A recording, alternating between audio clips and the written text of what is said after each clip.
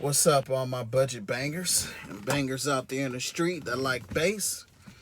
I'm gonna do a quick little video Q&A on amplifiers and purchasing amplifiers.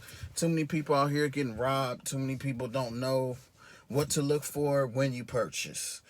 Always read the specs. I'm gonna show you how to understand some specs. Two of the most important things, quick and easy, is the power you're gonna get is not what it says on the box. Good example, my amplifier says it's a 2,500 watt amp. It's not. Most of the time, half of the time, most of the time, they're half of what it says on the box.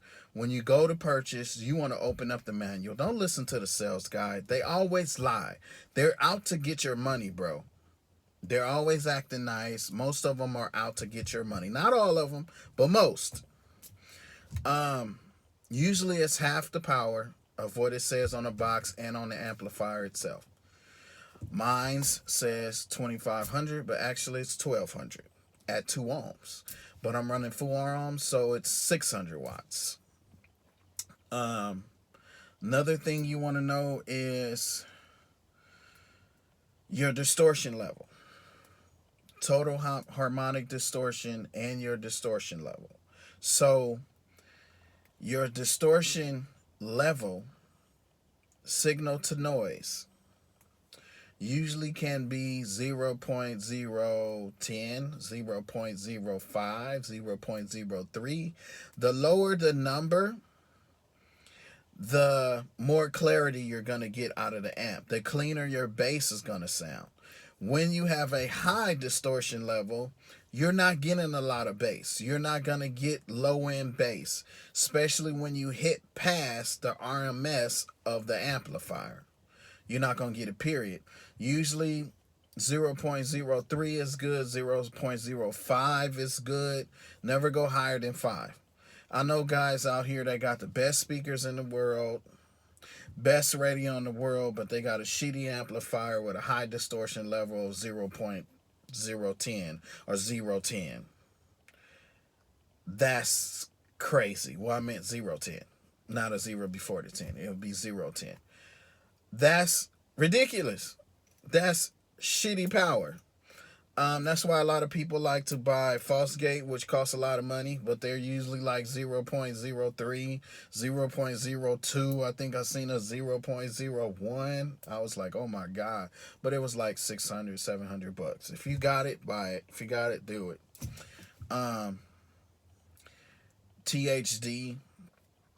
Usually when the numbers say like 102 decibels for the THD or 109 decibels. Usually, technically, what that means is when you hit 100, say if it's 109 dB, like mine's in my car it's 109 dB. Is my THD. Once I hit like 100, closer to 109, that's where I start getting distortion in my bass.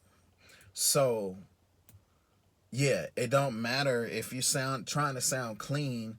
That's what you want to look at. If you just going for power and you just want to get loud, get you high distortion level.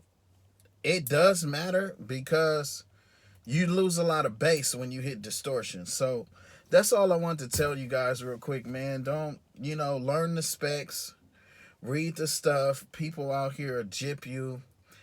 Don't name brand. I'm not about name branding. I'm not going to bring up any names, but I know some companies that are better than the companies that are supposed to be the best, but they're not the best. I don't know why I did the best, but I thought it was pretty cool. Do it again. The best. But anyway, it's all about specs, man. It's all about specs. You want it to be clean. I give a few pointers.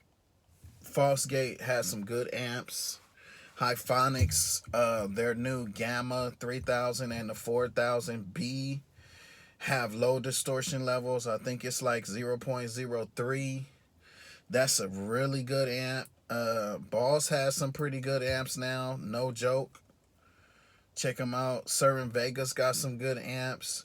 Make sure your distortion level's low. If you're new to this, check your crossover. Don't want to forget that one. The lower your crossover number, say some go from like 180 hertz to 50 hertz. If you get one that goes down to like 30 hertz, that'll be the deeper the bass.